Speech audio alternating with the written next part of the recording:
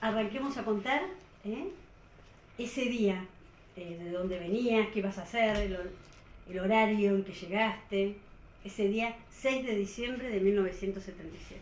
Yo en aquel momento tenía 22 años, o 21, no sé si ya los había cumplido. Ya habían terminado las clases en la Facultad de Arquitectura. Yo vivía acá en La Plata como estudiante, con mi hermana y una amiga, y mi presencia en el estudio, donde yo caí ese día, ya previamente yo frecuentaba el estudio porque dos amigos y compañeros míos, muy amigos, trabajaban como dibujantes en este estudio, que es el tema de lo que vamos a hablar, qué pasó ese día en ese estudio de arquitectos. Yo estaba haciendo un trabajo y necesitaba unos elementos de dibujo. Y fui, era la hora de la siesta, no recuerdo nunca bien el horario, sería a las 4 de la tarde, era un día de diciembre chispeante, luminoso, de esos días en que la gente camina con otra energía, ¿no? Se prepara el fin de año, así que había en la calle había mucha efervescencia, en la calle 8 de aquella época. Y el estudio estaba en la galería Williams, en el último piso.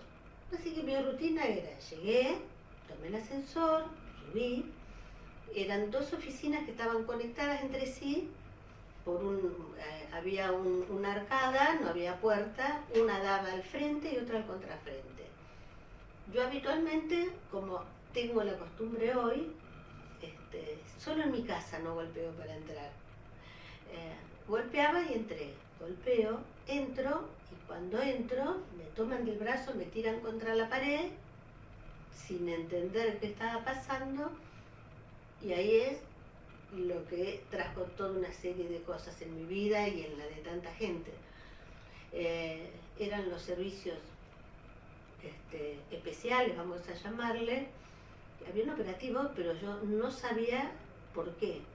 Alcancé a ver que había como 4 personas, me llevan de la oficina donde yo entré, me pasan a la que daba al frente, y por el rabito del ojo pude ver que en esta oficina por la que yo entré, que era más chica, y había una serie de tableros, en aquella época que no había AutoCAD y el dibujar implicaba todo un mobiliario especial, así que tableros grandes con sus sillas y demás. Y los muchachos estaban, vi que eran unos cuantos, por lo menos 4, sentados en el piso entre los tableros, con las manos en la nuca, mirando para abajo. A mí me llevan a la otra oficina, me ponen contra la pared con un arma en la cabeza, me sacan lo que tenía encima, que era una bolsita con muy pocas cosas. Ya en aquella época nos habíamos acostumbrado a llevar pocas cosas encima. Y veo, estaba Patricia Luisoni, que también creo que es parte de este contexto del que estamos hablando, y había un señor muy grandote, un morochazo grandote, que la estaba entrevistando, dicho en buenos términos, a Patricia. Él estaba sentado en una silla, o caballado a lo vaquero, con la silla invertida. Y bueno, no entendía qué estaba pasando. Sí sabía lo que estaba pasando, pero no por qué. Así que fue un momento de, en un segundo, tomar como una posición. ¿Qué es esto? ¿En qué consiste? ¿Y dónde estoy? Me di cuenta que estaban buscando a alguien y no sabía quién. Cuando yo llego, este señor que la estaba interrogando a Patricia, me sientan a mí en una silla y se dedica a mí. Y ahí es donde él mira, habían sacado de mi bolsa, tenía una bolsita tejida de crochet, la libreta de estudiante. En aquel momento no usaba billetera, estudiante, tampoco tenía mucha plata encima.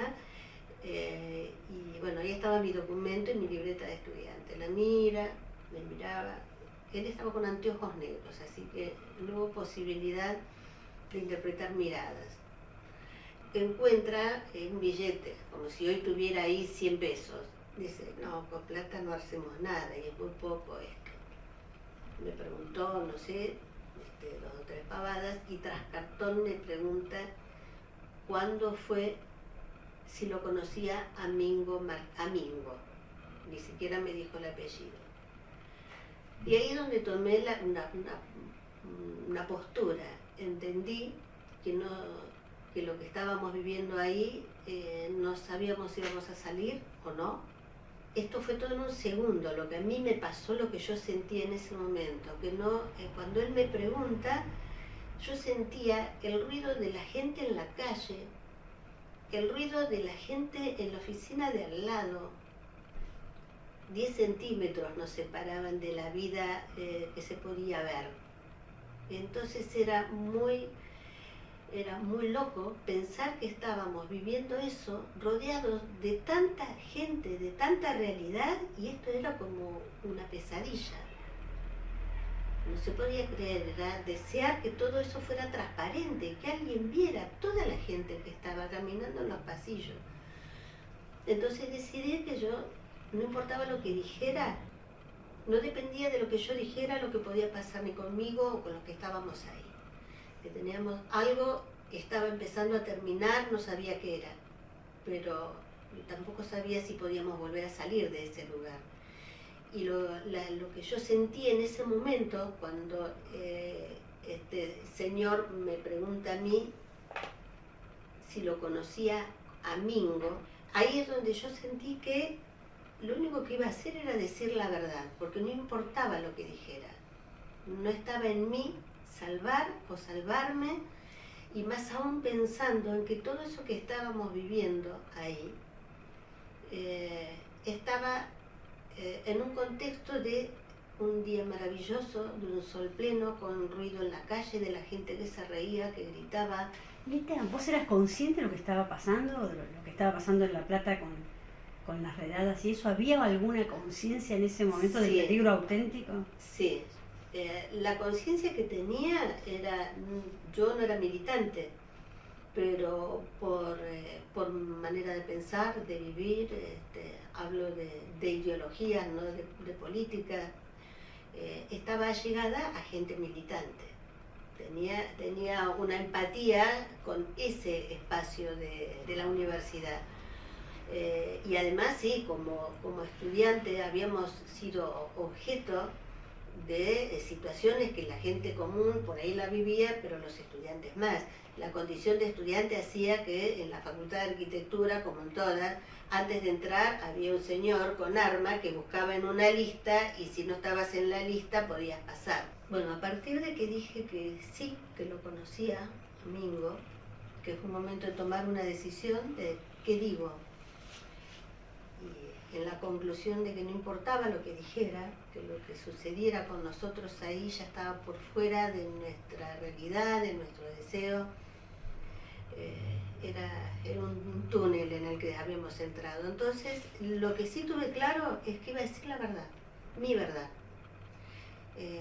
Porque además estaba como en rebelión, cuando sentí que estábamos viviendo lo que estábamos viviendo, con hombres armados ahí adentro, todos a cara descubierta, con unas matracas infernales, sometiéndonos a requisas, a preguntas.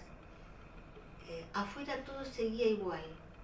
El día estaba brillante, hermoso. En la heladería de enfrente, Cadoro, se sentía el ruido de la gente caminando, los ruidos de los pasillos del edificio de las oficinas y el ruido de la oficina de al lado. Entonces era muy incomprensible pensarse en semejante estado de indefensión total, como de no sabés si ahí salís con vida o si salís y hacia dónde, en el medio de una realidad que seguía funcionando como si nada.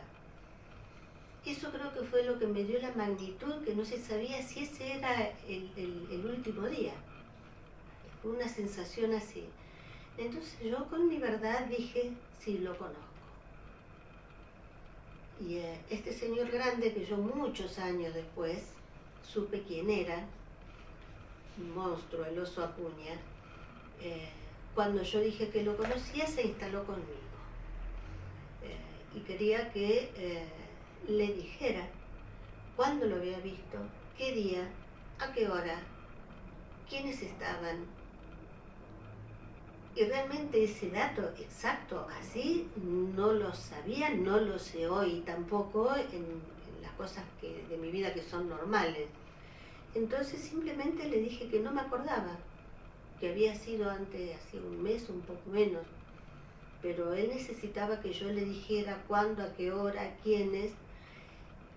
Y en un momento sí sentí la rebelión, el enojo, y le dije que no me acordaba y que yo tampoco estaba viviendo todos los días de mi vida para después tener que ir a contárselo a alguien que hice todos los días, a qué hora y con quién, y que no me iba a acordar. Sí sabía que lo había visto, pero que no me iba a acordar. Entonces, bueno, se enojó un poco y me empezó, yo estaba con sandalias y me pisaba los pies, diciéndome que me portara bien, que mejor que me acordara porque la podía pasar peor. Patricia, yo sentía el ruido de los dientes de Patricia. Así que en ese momento es como que yo decidí que tenía que ser lo que fuera. Lo que fuera. Me salvó de más que al poco de esto llega Mingo.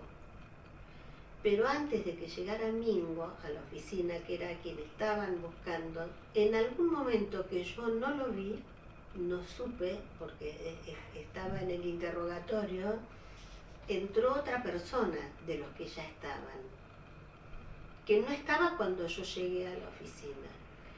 La persona que entró fue Otilio Pascua, que también dentro del contexto de los desaparecidos de la causa en el estudio, fueron tres: Otilio Pascua, Alberto Martina y Enrique Piovoso. Otilio era militante de la facultad y se lo habían levantado, se lo habían chupado, como se decía y aún hoy se reconoce así, y creo que hacía como un mes. Y yo no lo reconocí porque además tampoco yo lo conocía como militante de la facultad, no tenía ningún vínculo con él, como parte de la comunidad de la Facultad de Arquitectura. Estaba afeitado, así que era otra persona. Entonces el oso lo invita a que se acerque y se sienta en uno de los tableros, enfrente, al lado del oso Acuña, enfrente de mí, y Patricia estaba a mi derecha, y le dice: vení, Otilio, vení, mostrá bien qué lindo que está afeitadito, lindo. Mostrarle las manos a las chicas, viste que dicen que los descarnamos, que les sacamos las uñas, y le agarraba las manos y las daba vuelta y nos mostraba las manos. Otilio, yo nunca jamás juzgué, ni jugaría, ni lo haré nunca, el porqué de Otilio. Otilio estaba entregando y estaba marcando qué es lo que pasó él para que hayan podido transformarlo y llegar a ese punto. Es algo que debe ser absolutamente inenarrable, menos aún juzgable por mí. Él estaba con esta gente marcando y tenía instalado un discurso, casi era como una muletilla, ¿no? Porque yo también estuve equivocado. Fue difícil entenderlo, en el momento no se entendía. Uno estaba viviendo en una vorágine de sensaciones y de situaciones tan terribles que las conclusiones llegan después. Y en un momento abren la puerta de la oficina y entra Mingo. Ellos sabían que Mingo iba a ir a la oficina, por eso estaban ahí en ese horario.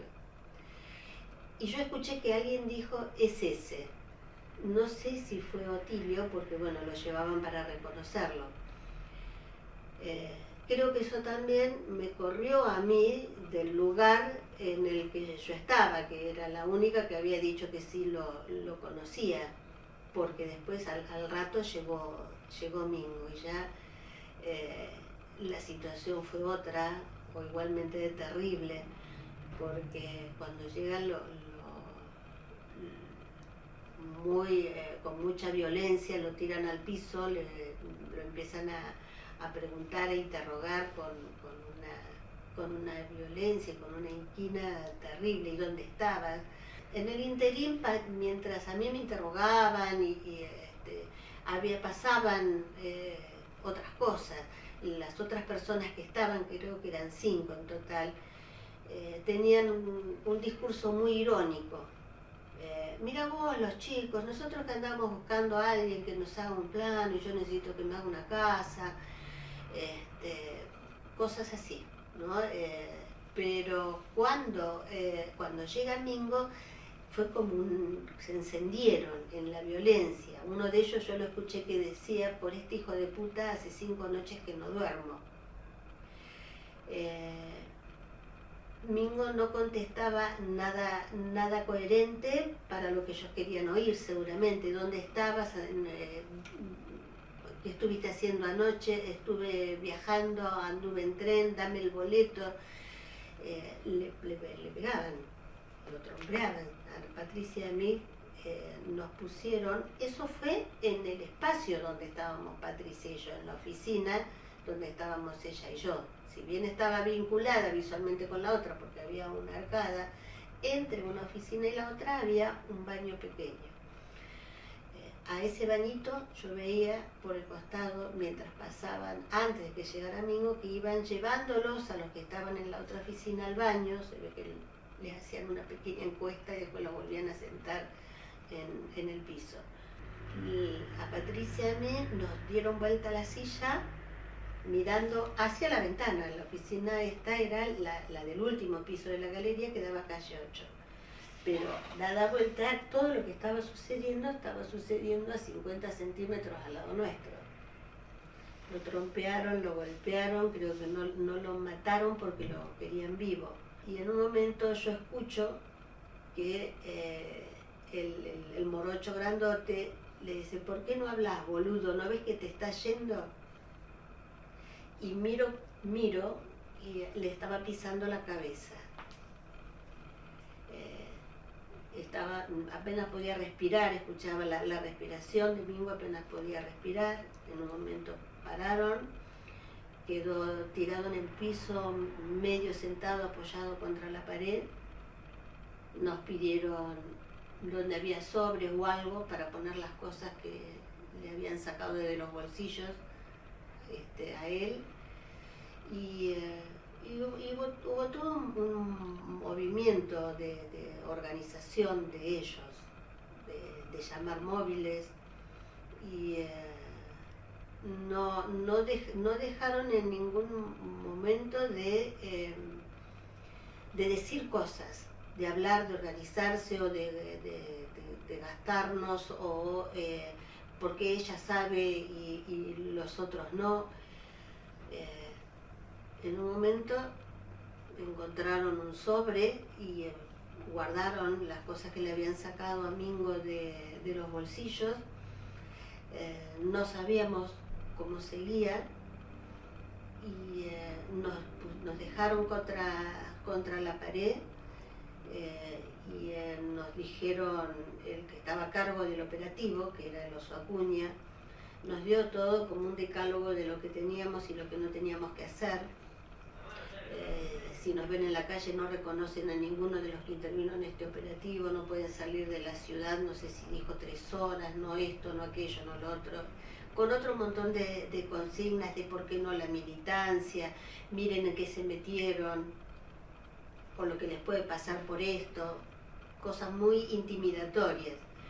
En un momento sentimos la puerta, y ya era la tardecita, sentimos la puerta y silencio. Cuando nos ponen de espalda a Patricia y a mí, que creo que después nos pararon, me parece, no, esa parte no la recuerdo, de espalda hacia ellos, mirando hacia la ventana, y nos decían todo esto, yo en ese momento sentí, estaban muy armados, yo lo sentí como un principio de fusilamiento. Digo, bueno, ¿terminó acá o no termina? tampoco sabía si se iban o no. Cuando sentimos la puerta y sentimos ese silencio, no nos podíamos dar vuelta. Pero porque yo no creía que no estaban. Y de a poco empezamos a mirar por arriba del hombro y ver que se asomaban las cabezas desde el piso de los muchachos que estaban en la otra oficina. Y tampoco fue tan que salimos, nos paramos como resortes, sino no saber por dónde estábamos, en qué parte de la historia estábamos. Lo que sí escuché antes de que se fueran, que el oso Acuña, creo que era, llamaba, tenían unos walkie-talkies, llamaban pidiendo los móviles y demás. Bueno, cuando logramos darnos cuenta de que no estaban, nos juntamos con los muchachos y nos dimos cuenta que el Tano no estaba. Y el Tano a Mingo, bueno, todo lo que pasó fue evidente que se lo llevaron. Pero nos dimos cuenta cuando ellos se fueron que el Tano no estaba. Cuando nos dimos cuenta de eso, yo miré por la ventana hacia abajo y vi un Torino blanco y otros autos. Yo creo que esa era la caravana de los móviles que pedían. Y de ahí en más nos dijeron que no nos podíamos ir de ahí por, no sé si fueron 3 horas, se nos hizo la noche ahí adentro y con toda la carga que quedaba y el no saber qué hacer y pensar, bueno, el Tano lo van a largar porque se lo llevaron. Decidimos en ese momento no avisar a la familia porque tampoco podíamos procesar lo que estaba pasando. Y bueno, y así empezó el principio del fin. Después ya fue la noche, nos fuimos y cada uno a su casa. Fue difícil, no tengo confusión de ese momento de partida, porque fue una carga tan grande la que quedó, que bueno, después no fui yo no tenía contacto con la familia. El que era mi amigo era el Tano Piovoso. Que integrábamos un grupo de trabajo dentro de la Facultad de Arquitectura, se estilaban y aún hoy se estila trabajar en grupo, y nosotros trabajábamos en la materia troncal, arquitectura, que implica muchas horas de convivencia, de compartir y demás, con el Tano Piovoso, Humberto Moirano, que también estaba en el estudio y era su amigo del alma, era como su otra mitad, el Tano, y yo. Esos eran mis vínculos de amistad y de afecto de ese momento. Bueno, éramos ese trío. Y bueno, del trío no fue más trío, nunca más. Yo al tiempo, como al mes y medio, más o menos, no, un poco más,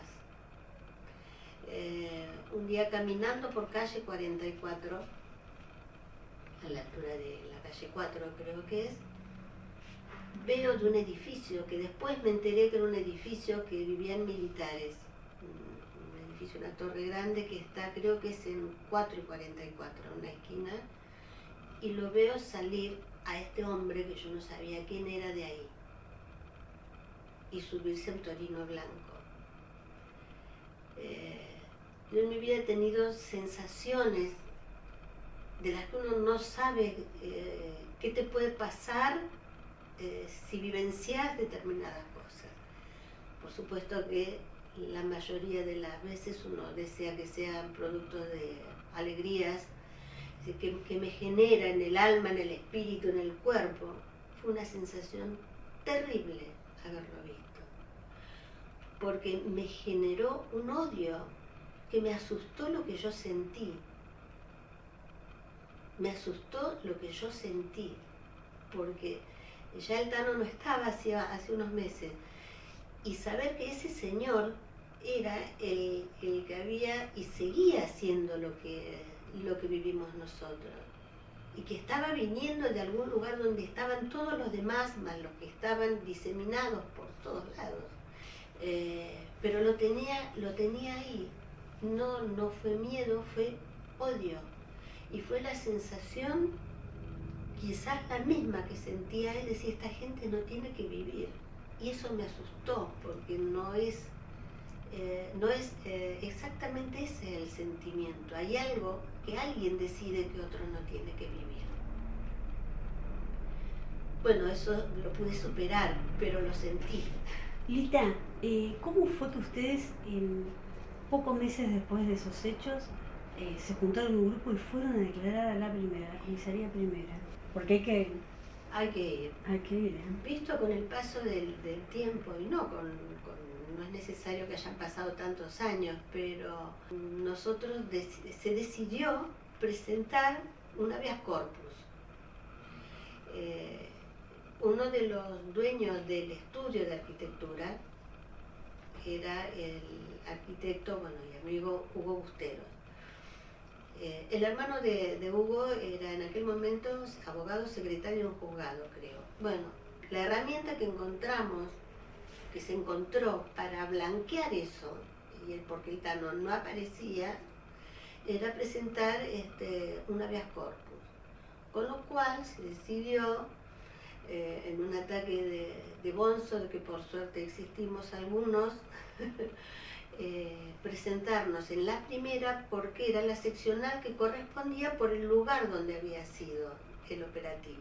En aquel momento el hermano de Hugo creo que llamó a la comisaría primera diciendo que se iban a presentar fulano, sultano y mengano para hacer una declaración, como blanquear de que ingresábamos, porque ingresar en aquellos momentos a una comisaría era entrar y no saber si salías. No creo que fue ingenuidad, sino que creo que fue una necesidad de cómo éramos, cómo pensábamos y cómo vivíamos. Ante la impunidad que quedara un registro que se sabía, y contamos lo que habíamos vivido, quedó escrito, que creíamos que había sido gente que en realidad si estaban de civil o eran policías o eran militares, no es que no lo disfrazamos, contamos lo que vivimos y figuramos todo, fulano, sultano, mengano, con número de documento y demás. Creo que eso en realidad es lo que nos define en la vida. Tomamos esa postura no por inconsciencia, sino porque no lo pudimos evitar. Pasamos a los juicios de la verdad, que comienzan en 1998. En los juicios de la verdad, pasado tanto tiempo, nosotros ya quedamos, el estudio ya no existía como tal en esa época. Yo seguía vinculada a Humberto Moirano, y yo me entero, sabía de los juicios de la verdad, no es que estaba siguiendo pormenorizadamente toda esta secuencia. No he sido militante, pero he sido seguidora, pero tampoco me quedé enfrascada. Mi vida siguió y tuvo que seguir, siempre pensando lo mismo, y con las mismas actitudes y con las mismas reacciones. Pero me entero porque me llama la hermana de Humberto, que éramos muy amigas, diciéndome que había ido a declarar en los juicios por la desaparición del Tano, de Mingo y demás. Cuando a él lo citan a declarar. La primera que se presenta, que creo que se presentó voluntariamente en los juicios por la verdad, fue Patricia Luisoni. Eso generó que se abriera la causa de desaparición, secuestro en el estudio. Y ahí es donde empieza a armarse esta red, donde cada uno de nosotros, como de miles, empezamos a hacer nodos, ¿no? Y uno le transmite al otro y el otro al otro, y así el cúmulo de información logró que hoy tanta gente haya podido hacer que la verdad se sepa y de alguna manera se haga justicia. No toda la que aún falta por hacerse, pero bueno, así fue. Y cuando yo me entero que Humberto había ido a declarar, cuando él se presenta, él no sabía, él estaba mal, físicamente, emocionalmente, tuvo una vida muy difícil después de la desaparición del Tano. No se recuperó nunca, en realidad, no se recuperó nunca. Yo creo que cosas muy profundas, muy íntimas de él, de historias y lo que le generó ese momento, siempre estuvo aterrado después. Los primeros momentos estaba aterrado de que lo fueran a buscar a él también, pero le faltó esa otra mitad y lo vivió con mucha culpa también. Tanto es así que le costó muchísimo volver a la facultad. Yo me recibí, él no se quería recibir porque lo tenía que esperar al Tano. Yo lo ayudé a estudiar y demás, y bueno, yo me recibí 2 veces porque lo ayudé a él a que diera las materias y demás. Pero volviendo a los juicios por la verdad, cuando yo me entero que Humberto había ido a declarar, lo fui a ver, me llamó la hermana, dice, mira, está muy mal Humberto, pasó esto y esto, estuvo declarando. Cuando a él lo citan, cuando él recibe la citación, en aquel momento las citaciones las llevaba la policía como cosa judicial. Después se cambió porque hay un testigo que va voluntariamente porque te citan pero no tenés obligación de declarar. Si vivió lo que vivió ligado, estaba todo el mundo en la misma trama, la policía, los militares, gendarmería, todos participaban del festín de desaparecer, hacer desaparecer. Entonces la gente se amedrentaba, algunos no se presentaban porque fueran una citación la llevara a la policía, no sé quién se la llevó a él, pero le llegó una citación para presentarse en un juzgado y él no supo a qué iba. Él pensó que era por alguna causa de alguna cosa, qué sé yo, alguna historia, no sé, si desde tránsito o lo que fuera. Fue solo. Cuando llega, ahí se entera que lo habían citado por la causa del Tano. Y se animó, estando solito, y declaró. Cuando él declara, suma nombres. Entonces ahí es donde se hacen las redes, que después, cuando alguien declara y dice, estaba fulano, sultano, mengano, cuando se toma vista de las declaraciones, entonces se van sumando testigos. Esto era, no sé si fue en noviembre, una cosa así que declaró él. Me junté con él, leímos las declaraciones,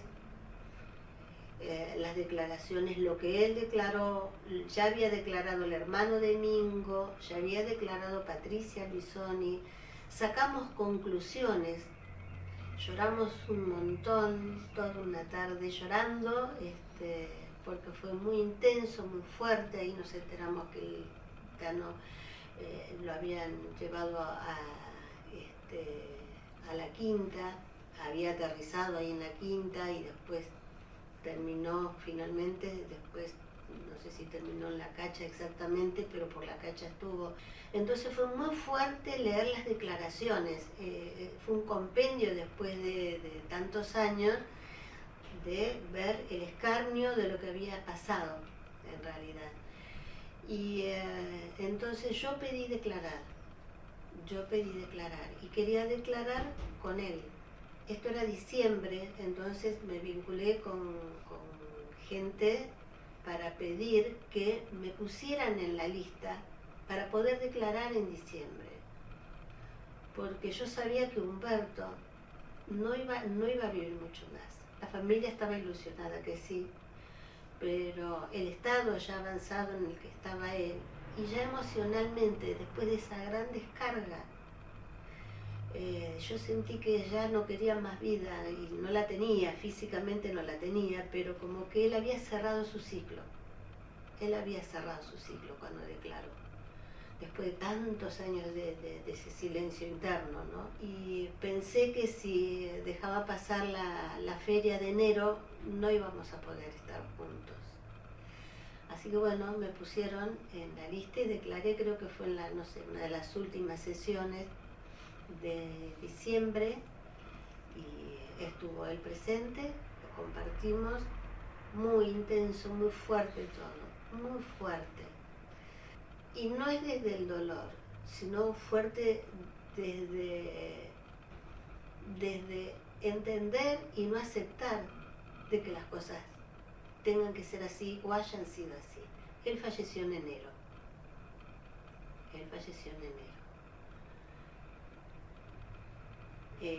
Así como a él, detrás de cada desaparecido hay muchos otros que desaparecieron. Algunos desaparecieron físicamente porque no pudieron soportar tanto silencio, tanta mentira, tanta persecución para poder hacer, decir. Así que con cada desaparecido muchas cosas más desaparecieron. Que a pesar de todo, cuando se sabe cómo fue, hay cosas que no se regeneran. Pero el saberlo y tomar conciencia de que es así, creo que fue lo que nos siguió a gente, no solo yo, tanta gente que tuvo necesidad de hacer de la verdad algo público y no algo privado, con el dolor y el riesgo que implica. Y llegamos al momento, bueno, superado los juicios por la verdad, donde se establecieron los hechos, que fue el registro de todo lo que pasó, al momento en que se pudo juzgar con ellos ahí, ¿no es cierto? Decirlo eso con la finalidad de la condena. Contanos eso, ¿cómo llegás ahí? ¿Cómo fue ese momento? En particular, yo fui citada a declarar en el juicio de la Cacha, porque a partir de esa gran red que se armó en esos 15 años, todos los juicios que vinieron después, vinieron por esas redes de verdades y de información que permitió conocer y saber. Entonces se supo que Mingo y el Tano habían estado en la Cacha, por relatos de gente que pudo contarlo. Contar estas redes sería como eterno, se puede googlear y saber cómo es que, por qué se supo que el Tano o tantos otros estuvieron en tal lugar, y es porque hubo otro que escuchó, que supo, que contó. Por eso se pudo armar también tanta información para hacer los juicios en los centros estos clandestinos de detención. El contexto de ser citado como testigo en otra causa es porque la información que se tiene es de la declaración anterior. Entonces moví el polvo de mi propia historia y busqué mis propios papeles de las declaraciones de hacía 15 años atrás. Así que bueno, todo ese tiempo fue volver a entrar en ese andarivel. Ya no estaba Humberto, muchas cosas ya no estaban, y te proponen hacerte acompañar. Antes de declarar estás aislado, no sé si una hora o cuánto tiempo, estás aislado, no tenés contacto con otra gente. Sí podés llevar una persona que te acompañe. Yo las dos veces me hice acompañar por una amiga mía, que ella sí, militante que tuvo que huir. Yo nunca milité, pero frecuenté estos ambientes. Y bueno, en la espera esto se hizo en lo que era la AMIA antes, al costado de la sede del Club de Gimnasia. El contexto es en el escenario, bueno, creo que es público ya, en el escenario, en el fondo del escenario estaban los jueces.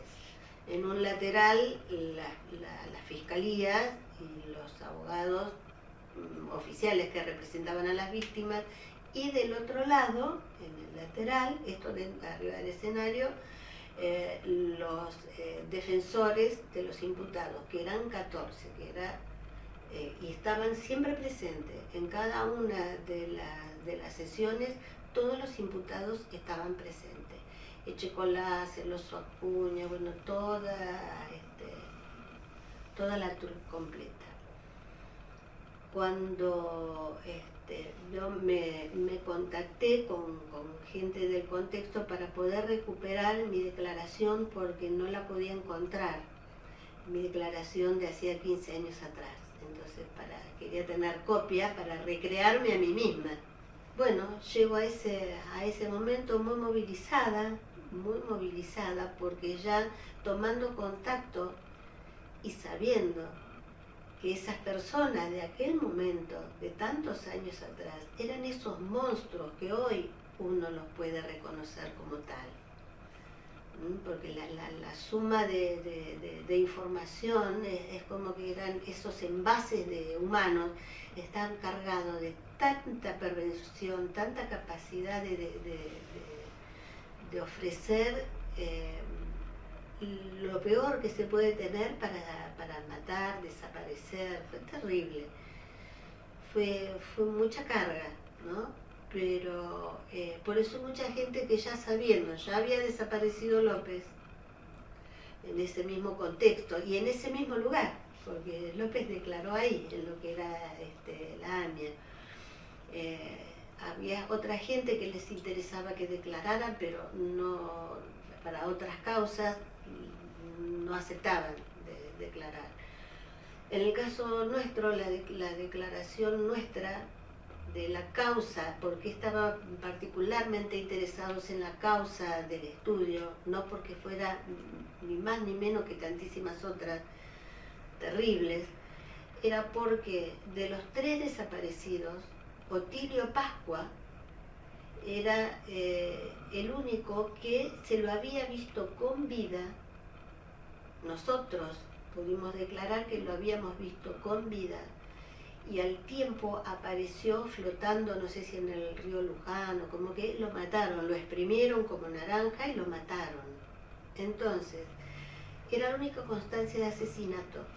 Si no hay cuerpo, si no hay víctima, acá había constancia de que se lo había visto vivo con el Oso Acuña y bueno, con toda el contexto en el que estaba, y después él aparece muerto y se reconoció el cuerpo, con lo cual esto era asesinato. Y eso implicaba, además, ella tenía causas, porque ya los juicios venían, pero esto implicaba perpetua. Entonces, particularmente estaba en este caso pendientes de nuestra declaración. Declaró Patricia antes que yo no estuve cuando declaró ella, tampoco supe cuando declaró en el juicio de la Cacha. Y cuando me toca declarar a mí, me habían preguntado si yo quería o me animaba a hacer reconocimiento. Y les dije que sí. El contexto en el que uno declara es en el escenario, una sillita en el medio del escenario y una mesita. Adelante los jueces, de este lado la defensa oficial, y allá era los que estaban todos sentados, custodiados y demás. Era una presencia, había una atmósfera ahí, yo la sentía así. Cuando yo subo, antes de subir al estrado a declarar, antes de subir la escalerita, me preguntan por última vez, ¿querés ir? Sí, quiero ir, necesito ir. Si querés, no te des vuelta. A la gente que no quiere que le reconozcan, que lo reconozcan. Bueno, yo fui, me senté, declaré, todo lo que me preguntaron lo dije. Hubo cosas que yo aclaré en este juicio y en el otro también, y era que tenía anteojos negros, pero que tenía una cicatriz en la cara. Yo creo que cuando alguien no muestra la mirada, hay una gran parte de su identidad que la está escondiendo. Pero me preguntaron si yo lo podría reconocer. Yo digo, sí, si lo que a mí me muestran es algo que tenga rastro de lo que yo vi en aquel momento, seguramente que sí. Entonces, en un momento me traen, es un libro grandote, una carpeta, que está toda foliada, y cada foto que hay tiene un número. Después supe que cada persona que está dispuesta a hacer reconocimiento, todo eso se vuelve a armar, se lo vuelve a foliar y se cambian las posiciones de las fotos en los lugares donde estaban puestos. Por eso sale un testigo y dice, mira, el 24 del folio tanto es fulano de tal. Así que bueno, yo me tomé mi tiempo, me trajeron el libraco, los miré, había uno que se parecía y otro, y después lo identifiqué. Porque ellos no dan fotos, las mejores fotos, se consiguen las fotos que se consiguen para hacer los reconocimientos de los imputados. Entonces no son fotos que hayan dado voluntariamente ellos, son las fotos que se consiguen. Y Oso Acuña era una foto como si fuera una foto tipo foto carnet. Como yo la imagen que tenía de la cara de él era con los anteojos negros, le puse como los anteojitos negros y era él. Entonces había dos, uno que se parecía y otro que tenía como la certeza. Me preguntaron, puedes tomarte el tiempo que quieras para identificarlo, pues son muchos los folios, siempre con el público atrás en la platea. En la platea estaban, no es público en realidad, son familiares, allegados, gente que se interesaba en la platea. En la platea alta estaban los familiares de los imputados, o sea que no se juntaban las dos partes de la humanidad. Y bueno, cuando me preguntan si ya había identificado, porque que ya había terminado, le dije que sí, que había dos personas. Una podía ser, pero sobre la otra tenía la certeza. Me hacen ir, entonces verifican y dicen, bueno, el foto tal, ellos sí lo tenían identificado. Yo bajo del estrado, me llevan al lugar donde no está apartado, y cuando informan quién es el identificado, el testigo que lo identificó en ese momento no está presente. Yo no escuché, me contaron después que cuando el juez Rosansky, creo que estaba, dijo que el identificado era fulano de tal, que era, bueno, no me acuerdo el nombre del Oso Acuña. Bueno, que la sala estalló en un aplauso, ¿no? Yo eso no lo supe. Volví, me hacen volver, y la parte de la defensoría de los imputados me preguntan si quería declarar algo más, que dije que ya todo lo había dicho, de la defensa de los imputados, un abogado, creo que me parece que eran oficiales por parte del Estado, defensores oficiales, me pregunta, bueno, usted dijo que estaba Susana, yo como de última querer pisar un palito. Y digo, debo decirle, doctor, que en ningún momento de mi declaración yo nombré a ninguna Susana. Ya me enojé, porque ya estaba, digo, no, siempre tiene que ser cuestionable. Yo hasta ahí estaba como en otra frecuencia, es difícil de contar lo que a uno le pasa y lo que le pasa a cada uno. Hay todo como una adrenalina tenía adentro, era una vibración terrible, fue todo un trance. Es como entrar en un trance, porque es recrear, es revivir, es querer no olvidar, es no dejar de sentir, transmitir no solo la verdad, sino algo más que eso, ¿no? Y me paro, y la gente habitualmente se para y simplemente se va por donde vino. Yo esto no pensé, nunca lo pensé, no sabía que me iba a pasar. Tuve la necesidad de verlos. Entonces me paré, me di vuelta hacia la izquierda, que era donde estaban todos sentados ellos.